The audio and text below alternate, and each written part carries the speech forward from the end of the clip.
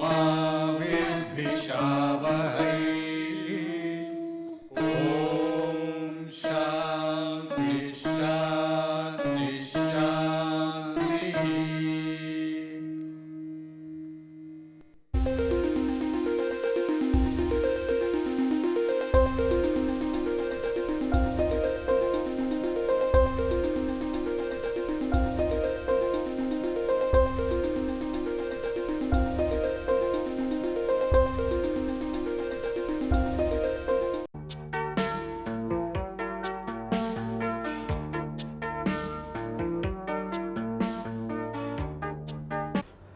We made some very important conclusions in the last class about how the displacement results behave in a finite element situation and how strains behave and so on.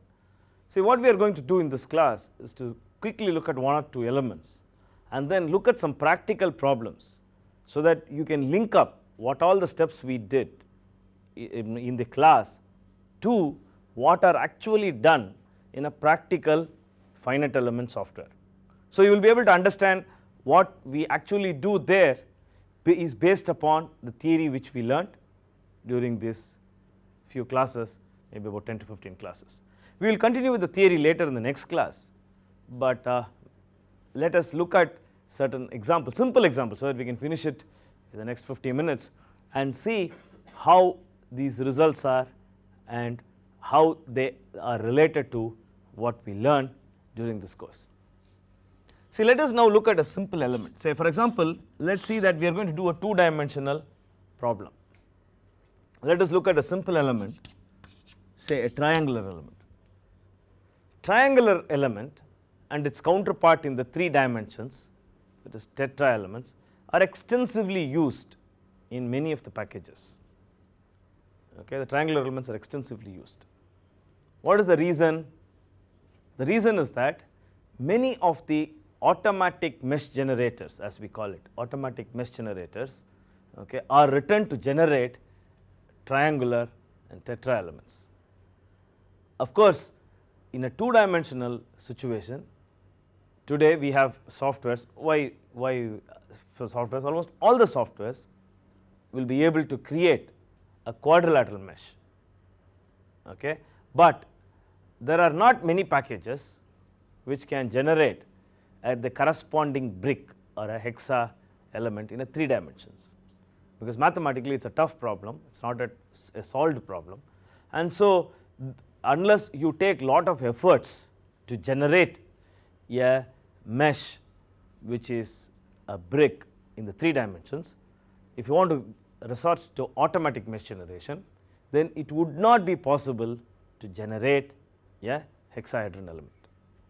So, we are stuck many times, especially in 3D, with this kind of 3-noded and 4-noded elements in 3D.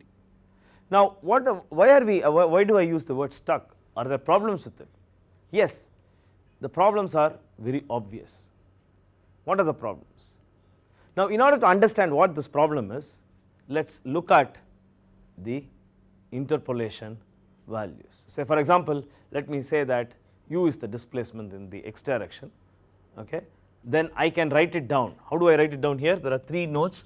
So, u is equal to say a0 plus a1x plus a2y, okay, the x and y directions. So, the displacement in the y direction, please note what I am calling as displacement in the y direction as v. So, v is now written as say b0 plus b1x plus b2y. Can someone point out what would be the difficulty if I have something like this? Is it possible? Now, look at strains now, okay, epsilon 11. What is epsilon 11? Dou u by dou x, okay. What would happen to that? In this case it becomes a1, right, it becomes a1. And what happens to dou v by dou y? b2 and so on. So, in other words, what happens physically? It so happens that the strain is a constant, correct. So, the strain becomes a constant in an element. Okay. So, these elements are called as constant strain triangle elements. We will see more about these elements later in the course, maybe from tomorrow onwards we will concentrate more on these kind of elements. But right now it is important to understand that it is possible to understand how the elements would behave, given a practical situation by understanding how shape functions are written for these elements. Okay, straight away it comes out from the interpolation, from which of course I can get shape functions and so on, right. I can write it in terms of u is equal to n1 u1 plus n2 u2 plus n3 u3 and exchange it with a0 a1 and a2 and so on. We will not do it right now, but it is very easy, it is not very difficult. We have very special methods to do that. We will resort to those special methods in the next class and the coming classes, but right now it is important to understand that this element, which is extensively used, okay, has the behavior which shows that it has a constant strain throughout the element. Now what does it mean? It means that if you use this element, okay, at a place where there is going to be a variation in stress and strain, then you have to use lot of elements, then the results would depend totally on the number of elements, right. Now what we are going to do in this class is to investigate, okay, certain results, try to understand what the stress jump, how it is taken care of in the finite element packages. Okay. In order to do that, let us look at two problems. What are the two problems? Let us say that I take a sheet like this, okay, put a hole in the center and I want to pull this. As you know, I have to give a boundary condition, I can't just pull it like this. So I do it by two means. One is by fixing this side, okay, the left hand side I am going to fix, right. I will fix this, pull it, okay. Let us assume that the material is steel, right, and then we will do this problem. Let's now look at displacements and so on. Now the problem here is that you may immediately argue that this problem is not the same as what I had in mind, because I wanted to pull on either side, this we have already seen, right, and so but I have fixed it at one side. So we will do another variation of this problem by taking symmetry about these planes, about the center planes. So I will have a problem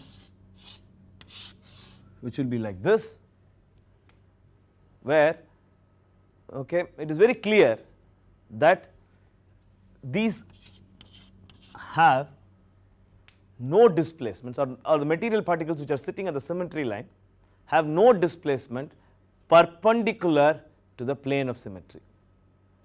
Okay. The name itself shows that it is symmetrical, which means that these points, material particles which are sitting in those planes which depict symmetry, okay, have no displacement. Please note that in order to have symmetry, we should have not only loads to be symmetrical, not only geometry to be symmetrical, but also material to be symmetrical. So in other words, if I take a particular plane, I should be able to reflect both the geometry, load as well as the material about it and get the other half, right. So there can be more than one plane of symmetry. In this particular problem, for example, we have two planes of symmetry, okay, we have one plane here and one plane there. So I reflect it about this plane and I reflect it about this plane to get the complete picture. Okay. So please note, by symmetry what I am doing is not this problem where I fixed it to one side, that it is not that problem I am doing. I am doing my original problem where I have loads applied on either side, right. So that is what the problem I am doing. So if you look at actually a material particle which is sitting at that place, okay, and go back to my old problem where I apply loads here like this. If I look at a material particle that is sitting there, okay, it is symmetrically loaded on either side, so he has no chance to move, okay, from the plane, and hence what do? We fix it, or we fix the displacement of those material particles which are sitting on the symmetry plane, okay, in such a fashion that it will not get displaced perpendicular to the symmetric plane. So, this point will not move. So, this displacements I would fix. In the same fashion, I will also fix displacements perpendicular to the symmetric plane. On the other hand, symmetry plane does allow displacement in this direction, that direction is allowed, okay, it is free to move in that direction, right, unless I apply load in the biaxial sense, since this is not this is only uniaxial sense, okay, I can apply load on either side, then yes, there would be symmetry even at that position. But right now it is not there, and hence it is very nicely depicted, okay, with no displacement perpendicular to the boundary condition. Okay, we will talk about symmetry again, but let us look at certain practical problems so that you understand and put things in proper perspective as to what all we have done. So, what we are going to do is to work out these problems, okay, and maybe one more problem. We will take up a beam problem, a simple beam problem, okay, and then apply a load here, then triangulate this beam, okay, with different densities of triangle. Maybe first we will have about 10 or 15 triangles, okay, and then maybe more and so on. Let us again look at the results. We will start comparing. Keep your notes ready so that let us look at the values and maybe write down the maximum values and compare them, right. So, let us get back to the computer and see how we are going to do these problems. Okay, you are all ready with your pens, and so let us now get to the computer. Now, the package which we are going to use is called as ideas, okay. This is from a company called SDRC, okay. It is one of the popular CAD/CAM packages. There are other packages like Pro Engineer and CATIA and Unigraphics and so on, but this particular package along with certain other packages like ProE have an integrated CAD/CAM software, a part of it which is finite element as well. There are other very specialized softwares, okay, that are available also for finite element only, for example ANSYS, MSc Nastran, Abacus. These are other packages, NISA, these are other packages which are for doing finite element analysis. Now, what we are going to do is to use this package to demonstrate as to how exactly we are going to do a finite element problem. So, the first step in our finite element problem is to draw the region of interest. In this case, it is going to be just what we saw, that square with a circle at the center. So, let us see how we can draw that particular problem.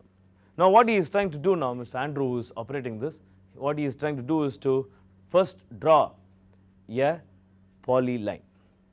Let us see what he does. So, there is what is called as a dynamic navigator. As he does it, okay, it shows perpendicularity and all that other things are also shown. Okay, so, he has now drawn the polyline, okay, and he is dimensioning it for our sake.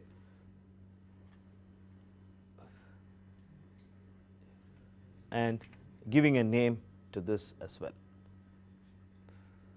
Is just changing it so that it becomes a square of 10 by 10. The next step he is going to do is to draw a circle at the center. Okay, before we go to that circle, let us make this as a surface, okay, because it is just a line, okay, then we have to make this a surface because we are going to apply plane stress condition. So we will make it as a surface, okay, and so he has now made it, he has joined the polylines, or he says that whatever is inside this polyline is a surface. That is what he did in the second step. Okay. Now let us see that he puts a circle. How does he put a circle? Maybe he will extrude out or cut out a small circle at the center. Let us see how he does it. Now what he does now is to say that, you see that the color has changed. What he has done now is to say that this plane which he has made by drawing the polyline now becomes the working plane. Okay. In other words, what he tells the computer is that whatever I am going to draw, please draw it in the plane in which I have just now drawn. Okay. That is what, so when he says that, that color changes, okay, and that is where he is now going to draw the circle. Let us see how he draws the circle. Yeah, now he has drawn the circle, and what he does next is to extrude out or cut out, in from that sheet or this plane, okay, whatever he has drawn now. Yes, the cutout is now complete, and now we get our original figure, or the figure which is of interest to us, which is nothing but a square with a circle at the center. You now see that very clearly the plane is defined. Those two lines define the plane, those two lines there define the plane, and yeah, that's and that the circle is eliminated. Now having drawn this, what is our next step? We have to now define the mesh. Okay. Now this is drawn in one section of the software. Okay. There is a modeler, or what the IDEAS calls it as master modeler. They are called with different names and so on. So by means of a modeler, he has drawn the geometry. Is it clear? So what he does next, he has to take this geometry inside what is called as a preprocessor. The preprocessor helps us to put down or to define the elements. Okay. So now he is now going into the preprocessor. Okay. Let us see what he does.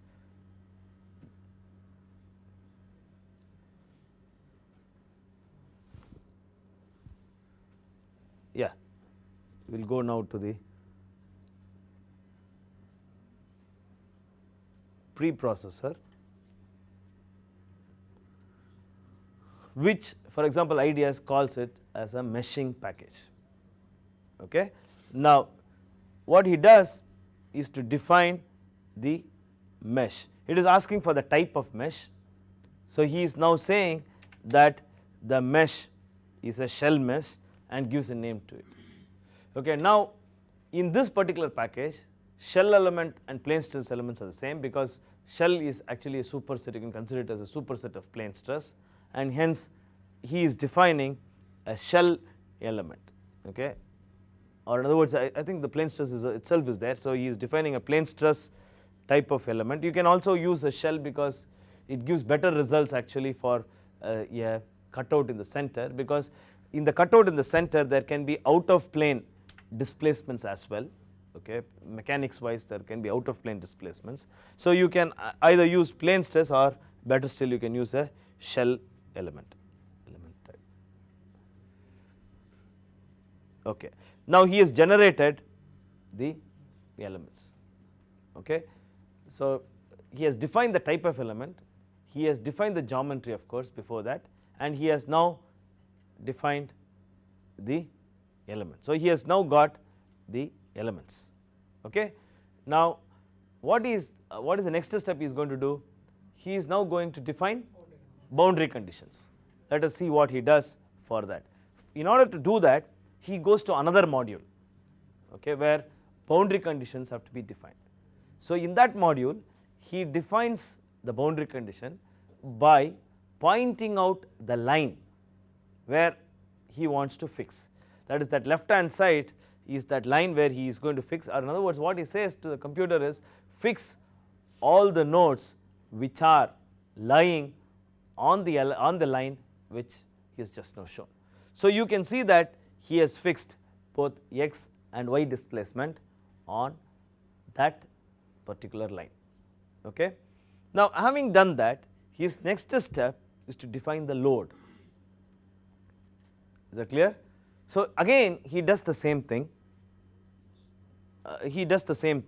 he goes and says that he wants to define the load, and then he goes and identifies the line where he wants this load to be defined, and that is what he did by pointing out the right hand corner side of the mesh or the figure, right, and then say what is the amount of load that has to be there.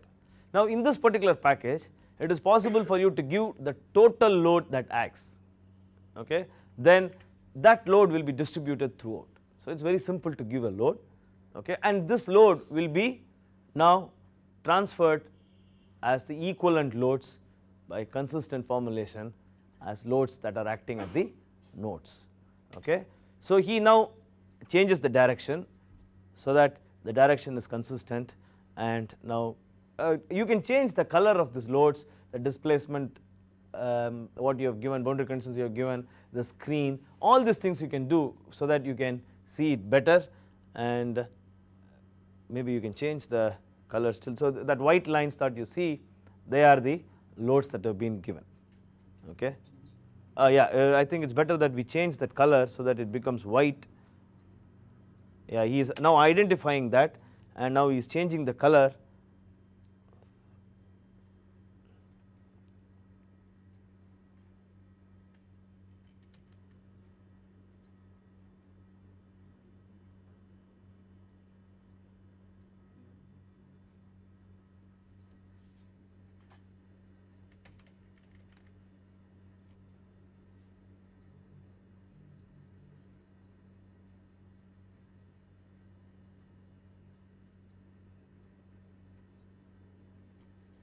Okay, it is okay, because let us get on with it, but anyway, nevertheless you can see it, right, you can see it with when he brings it near, you can see the white. Yeah, that is okay. So, now having done these two, he has to now define the problem. He has not yet defined the problem completely, or in other words, he has to give a set of boundary condition and loads. So, it is very important to understand that in any problem you can define more than one set of boundary condition and more than one set of loads. Okay. In many practical problems, it may be possible that you have more than one set of boundary condition and more than one set of loads. Okay. For different conditions you can define like that. For example, the same sheet you would like to analyze it for biaxial tension. What is biaxial tension? That means you apply loads on either side, in x as well as y direction, but you would like to run it separately. So, the boundary conditions are different, loading is different. Okay. So, in most practical or most commercial packages, it is possible to define at one time a number of boundary conditions and loads, and then when you run it, you just say that, look, I want you to run this problem where, okay, the boundary condition that you are going to use is a set called, say, 1, where I am only fixing the x and y direction on the left hand side, and take this load. You know, you can tell for the first analysis I have 2 sets of boundary conditions, 2 sets of loads. Take the first set boundary condition, first set load, and run the problem. This is what you are trying to say. So, you create a set, okay, and that is what he is now doing. Okay. Now, he says that take the restraint set whatever I have given, even though you have created only one, it does not matter, you have to say that I have created this one, take that, and then go to the load set, that is at the bottom what you now see, it is highlighted, that is the load set. There is only one load set and one what is called as the boundary condition that you have given. So, Andrew is now telling the computer that take these two, okay, for your analysis. Is that clear? So, it is possible to have more than one set. For example, you can have a boundary condition at that place, okay, at the bottom place, fix it as well. We have not done it, okay, it does not matter. Now, having done this, what is our next step? Our next step is to define material. Now, it is possible that when you start itself you can have as a default say a material which is say for example steel. It is possible also to define a material which is different from steel. In this particular case, in this package, since we work quite a lot with steel, okay, there is a default material to be steel. So as soon as you draw a part, okay, the package assumes that you are going to use steel, right. It is also possible to put aluminum, there is a material data that is there, okay. So we will see that in a minute, okay, that kind of material data that you can use.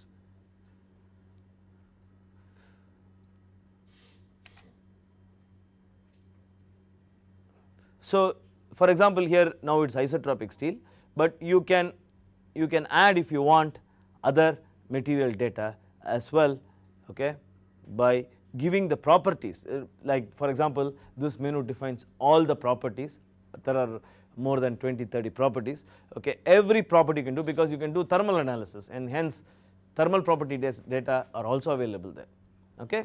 So you can define these material properties, store it beforehand whether it is aluminum or steel or whatever it is, and then you can call it when you do a problem and say that look the material that I am going to use steel or aluminum or whatever exotic material that you would like to do, okay. Now for the time being let us stick to steel, okay, and then let us now do the analysis. So the next step now, so having what are the things we have defined? We have defined the geometry, we have defined now the elements, okay, we will go closer into it later, but we have defined the elements, okay, we have defined the boundary condition, we have defined the load, right, and we have defined the material, everything has been defined. Now let us now submit, as they call it, submit this particular job to do analysis, okay. Now he has defined what all sets that he wants. Now before that he also has to tell two things. One is what is the type of result he wants, okay. There is no point in calculating everything, maybe you are interested in strain and stress, okay, maybe sometimes you are interested in stress, strain energy, whatever it is, because in order to check the quality of result you may look at strain energy and so on. So it is possible at this point of time to tell the software that look I want these results, I want strain, I want stress and so on, okay. So that also he has done, he has now done that, telling the computer what are the results he wants, okay. Having done all this, he is now going to submit the job for running, okay. Now he has submitted the job. So the modules change, so you see that there is a change of screen, modules change, it now goes to solution module. So please note this is very important to realize that first we started with the geometric module, okay, we did the geometry, then we went to what is called as a preprocessor module, we created a lot of things there, meshing and all that, then we go into what is called as the solution module. Now he has gone into the solution module where he is now submitted the job for solution, okay, it will take a couple of minutes. So after completing the solution we will go into a post processor module, okay. Now see it gives out what are the steps that it is doing, okay, all those steps, like for example it says that I am solving this algebraic equation, simultaneous set of simultaneous equations. After all, what is that we have done? A differential equation, partial differential equation we have converted into an algebraic or a simultaneous equation, k d is equal to f, it forms stiffnesses, it assembles, okay, all these things. Maybe you may not be able to read it very clearly, but that is the message which it says, okay. Yes, now it has done all the things, okay, the results are stored. Let us see, let us look at the results now. We are now in the post processor module, okay. So please note these following things. One is that we do not, see there is a confusion always which happens. I have written so much about theory. See we do not, when you use the package, calculate stiffnesses and so on, okay. The package does all these things, but what we require is a knowledge which I am going to illustrate by a next simple problem. Whatever we are learning now is required in order to run any practical problem. Okay. You should know what is the type of element you are using. Obviously, it is a very thin sheet, so I use plane stress. Okay. If I want more accurate results, actually I should use shell, basically because at this position there can be out of plane displacements as well. Okay. So, at the location near this hole, there can be out of plane displacements, in which case plane stress will not show. Okay. Nevertheless, as a first problem, it is okay if we do it as a plane stress, because we are only looking at the steps that we are going to go through in order to do this problem. So, now let us look at the results. Now, let us look at, say, the stress as well as displacement.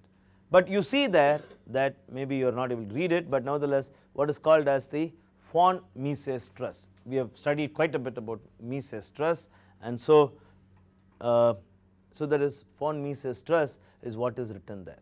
Okay. In fact, you can get lot of other things.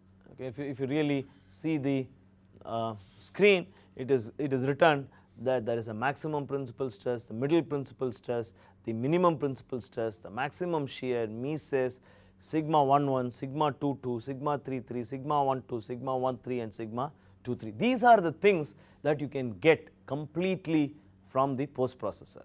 Okay. Apart from that, we can also look at the displacements or deformation. Okay. That also has been done. Here also you can see that x, y and z displacements can be seen. For example, let us look at x displacement, or we can look at the displaced the magnitude of it. Okay. Let us look at that and see how the results are. So, now it is processing it, yes. So, that is the displacement. Okay. So, you see the maximum and minimum displacement. I think it just gives the magnitude, but the y direction displacement. Okay. And we see that the maximum stresses are there at these positions. Is that clear?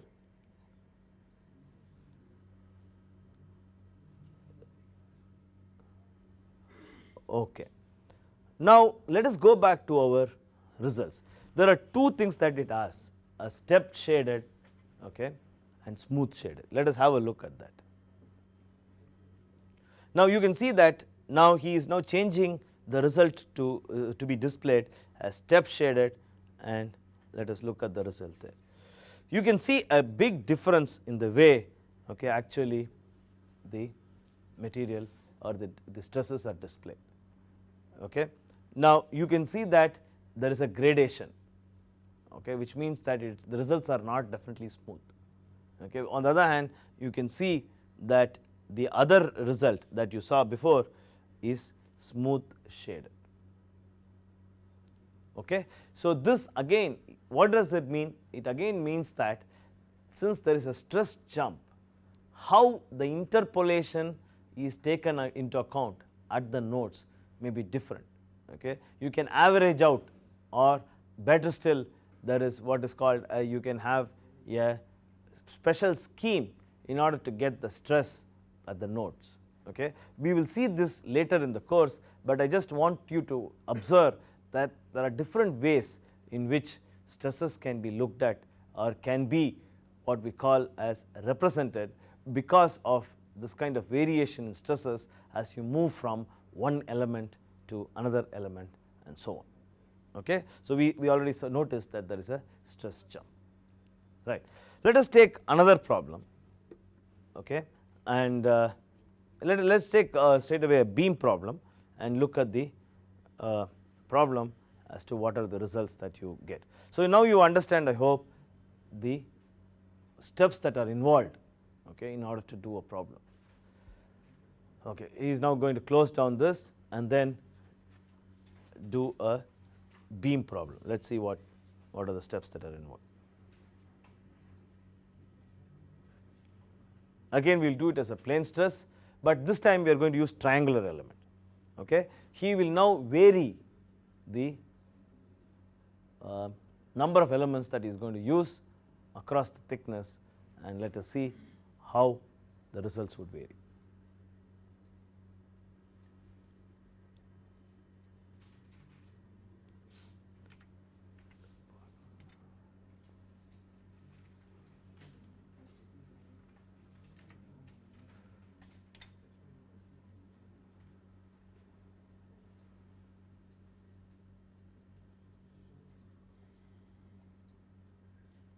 He is making it into one plane, okay, because they are curves. When he drew it as polylines, they were independent curves. Now he has made it into one plane by saying that the plane is bounded by these curves.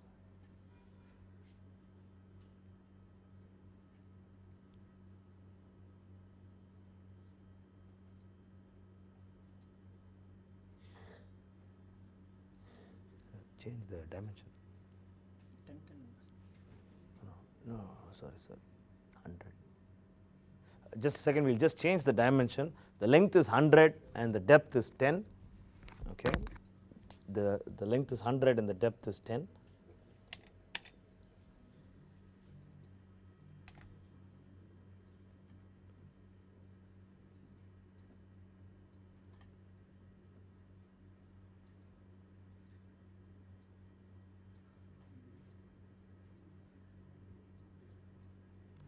See, the usual practice of most people who work in CAD is to just draw a figure, okay, then go and change the dimension. That is what most of the people do it, and that is the easiest way to do as well. Just draw the figure and then keep changing the dimensions, and that's what here also we have done. So 110, okay. Now he is making it into a plane. Okay, now he is going into the meshing part of it.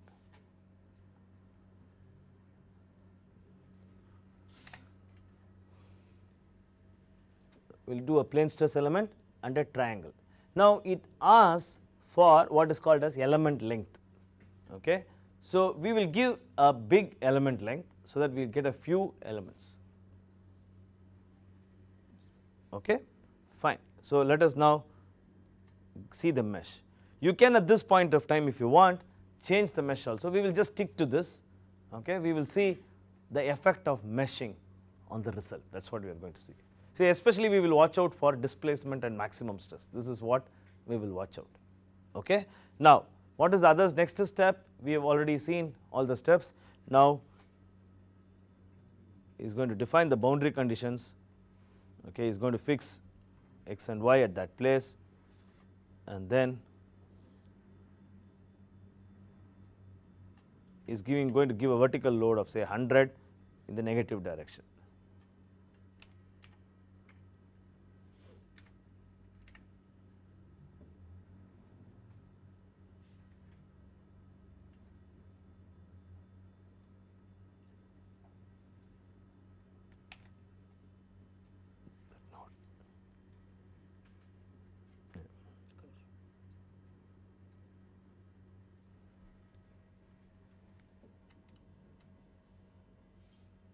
Okay, so you see that line there. Okay, the load is given at that node, and that is the load that he has given. Okay, now he is now doing all the things which he did for the first problem. He is defining the load set and the restraint set to be taken by the computer. Those two he has done. Okay, and he has gone to the solution, and what are the results he wants, all those things he has given, and now the solution is going on.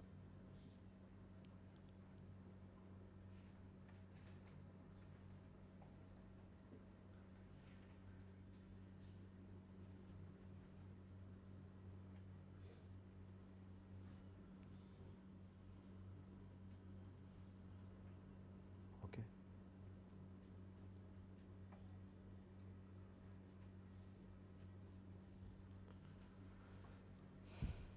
Yes, the solution is over.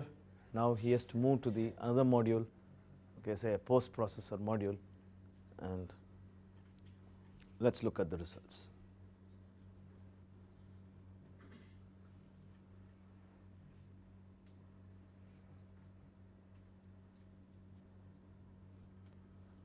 Now let us look at the stress and say let us look at sigma 11, okay, that is the bending stress, and the displacements, okay, displacement in the y direction.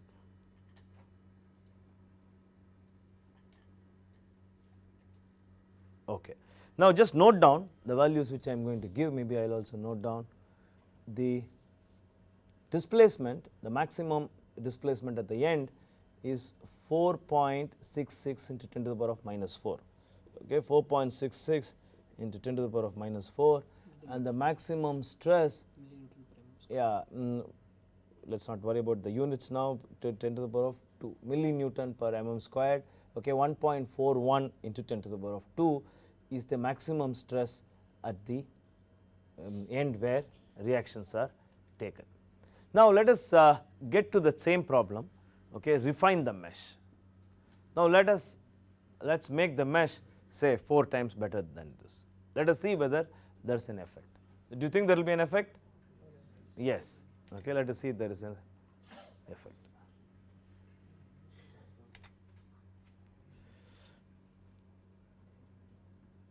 So we will change the element length now, maybe make it 2,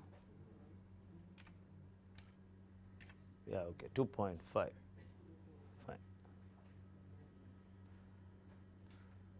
Right, and so we will define the load at that point and see the same load 100. So what he has essentially done is to remove the load. Maybe he has to remove the results also for this in order that he can run this problem. Okay, you can't run a problem with the results on because it doesn't know, computer software does not know whether to delete the result or rewrite it in the same place.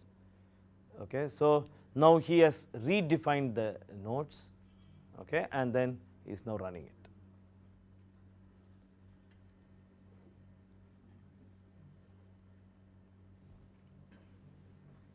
Okay.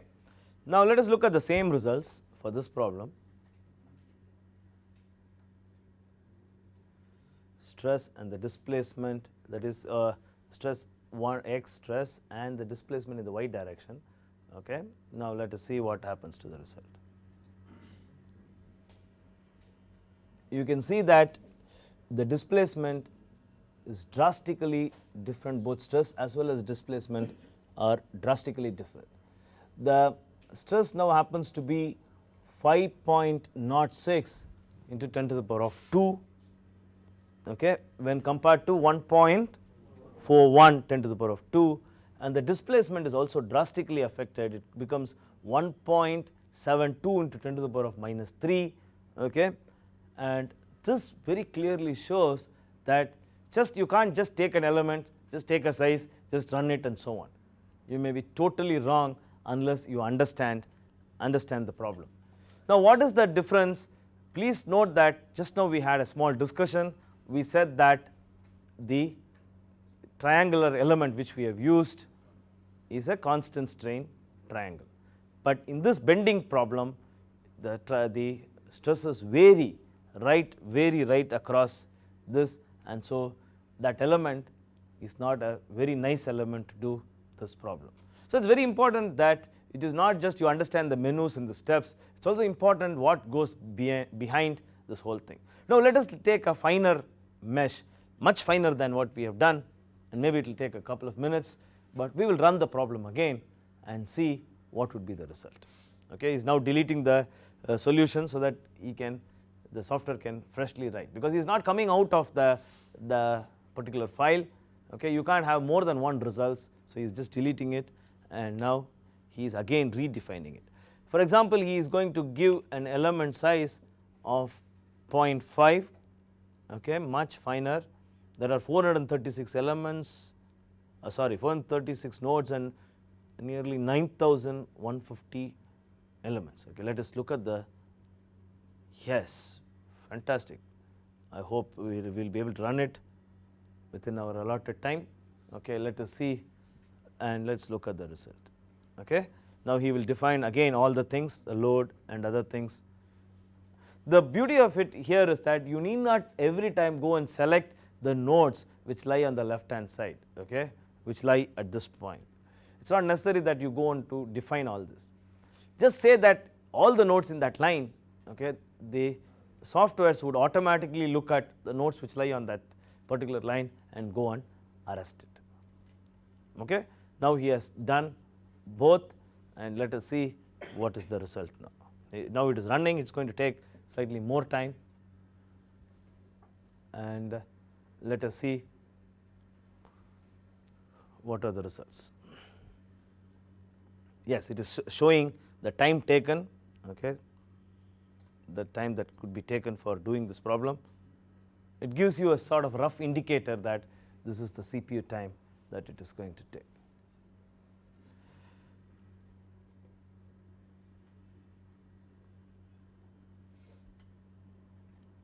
Yes, I think the solution is complete,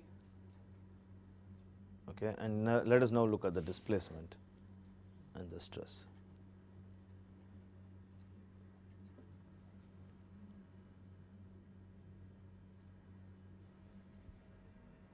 Yes, now let us look at the stress. The stress is 6.16 into 10 to the power of 6.16 into 10 to the power of 2. Last time how much did we have? 5 points. So you see that it is converging. Okay. What did we do? We made it 1/5. Okay, but still the stresses have not increased that much. Last time we made it 1/4. There was a drastic change. Okay, now we changed it, the stresses have changed, but not to the same extent as it happened for the first time. You can see the displacements also. Displacements happen to be 1.94 into 10 to the power of -3, and last time it was 1.72. So you can see that a convergence come about as we make the mesh finer. Now we can do this kind of convergence study, but even to do that you should understand how the element behaves, right. So the major warning, one of the reasons why I wanted you to show this, I wanted you to see this, is that you just like that you can't choose an element, put some element size, just put the loading, get the result and so on. You may be totally wrong. Okay, the results what you get may be totally off, 200 to 300% off, and hence it is important that we understand what we are doing and do the problems. Okay, so we will stop here. We will stop here for this class, and we will continue with some more theory, and maybe in a later class we will have more clarity in order to look at these things again. Okay, we will do a series of problems later in the course.